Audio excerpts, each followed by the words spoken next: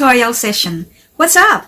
Wish you have a good start of 2022. Our first topic for this year is the use of the verbs do, does, and did. Stay tuned. Do, does, did are all forms of the verbs to do. The verbs to do can be action words or auxiliary verbs or helping verbs. Do is the present form, while did is the past tense. What about does? Does is the singular form of do. Do is plural and does is singular. Since do is plural, it agrees with the plural subject, while does agrees with the singular form of the subject. Here's how do, does, and did are used in the sentence. Let's start with the singular does. Peter always does his homework on time. Peter is the subject and Peter is singular. Therefore, does is used instead of do. In the subject and verb agreement, does agrees with a singular subject. Another example, he does good every day. He and does are both singular. Therefore, the rule of the subject and verb agreement in this case is not violated. Her husband does everything for her. Husband then does, because husband is singular and does is also singular. Now let's talk about the use of did in the sentence. Did you catch the bus this morning? Did, which is past tense, agrees with the present form of the main verb catch. It's wrong to say, did you caught the bus this morning? Did you change your SIM card is correct. Did you changed your SIM card is wrong. Did, which is past in form, should not be paired with another past form of the verb in the sentence. That is why did catch instead of did caught. Did change instead of did changed. Of these three verbs, do, does, and did is the easiest to learn because it is in the past form and it doesn't matter whether the subject is plural or singular. Say for instance, they did a great job. She did a great job. The boy did a great job. All of these are correct. The number of the subject doesn't affect the verb did. It remains did regardless of the singularity or plurality of the subject, unlike the verbs do and does that always agree with the number of the subject. Once you are using does as the verb, it means your subject is singular. Similarly, when do is used, it is understood that the subject is plural. If did is used, the main verb should be in present form. Example, did she have her medicine? You may ask why have is used when in fact the subject she is singular. Why is the form did she have her medicine correct, but did she has her medicine is not? Well, to simplify the answer, that's the rule in grammar. When a form of do, like does and did, is employed as an auxiliary verb, it is always followed by have. Did plus have.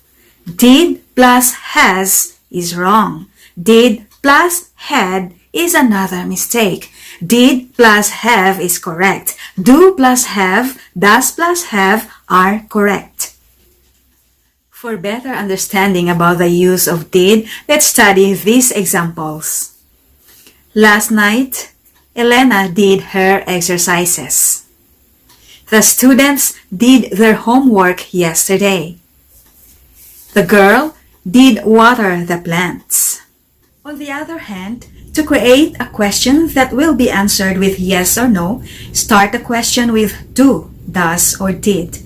Don't, doesn't, and didn't for a negative question. Then add a subject followed by the base form of the verb and only then add the rest of the sentence. For example, do you like me? Does your dog live outside the house? Does is singular. Dog is singular. But the main verb live is plural. You may ask why. Since does is really just a form of do, both words have a lot in common. Both are verbs, both are present tense, both agree with plural main verb. Do your dogs live outside the house? And does your dog live outside the house? Are grammatically correct.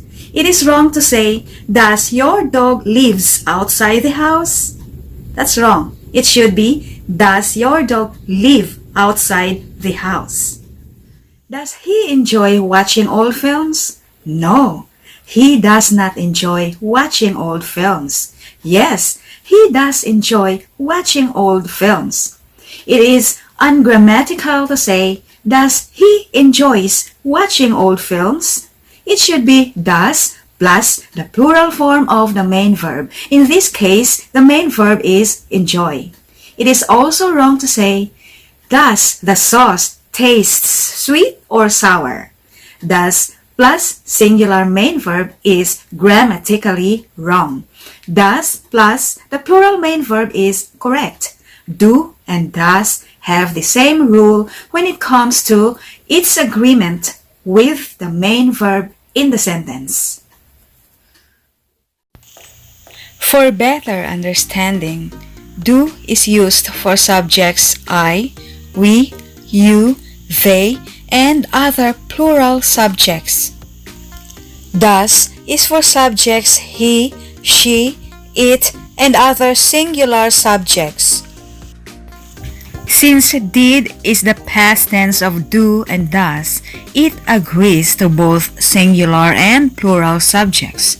I, you, we, he, she, it, and other singulars and plurals. Another point to remember in the use of do and does is that both agree with plural form of the main verb in an interrogative sentence as well as in responding to an interrogative sentence. Examples: does the sauce taste sweet or sour? No, the sauce does not taste sweet. Yes, the sauce does taste sour. Do you remember Lisa? No, I do not remember Lisa. Yes, I do remember Lisa. People usually use the shortened form of do and not, which is don't, does and not, which is doesn't, and didn't for did not. But in formal conversation, a shortened form is not used to emphasize the statement.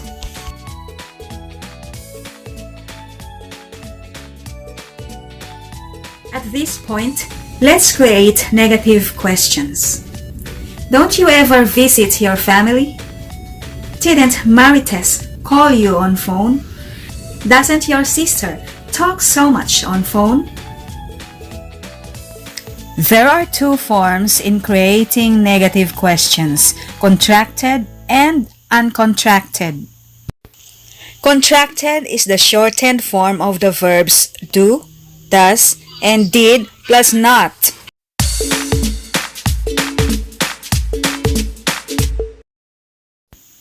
Contracted and uncontracted negative questions have different word order.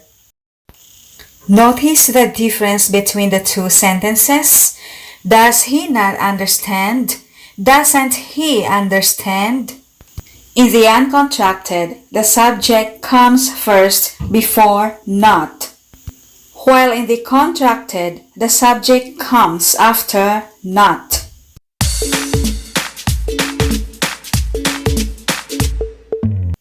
The use of do, does, and did is a little tricky, but don't give up. Constant practice makes perfect.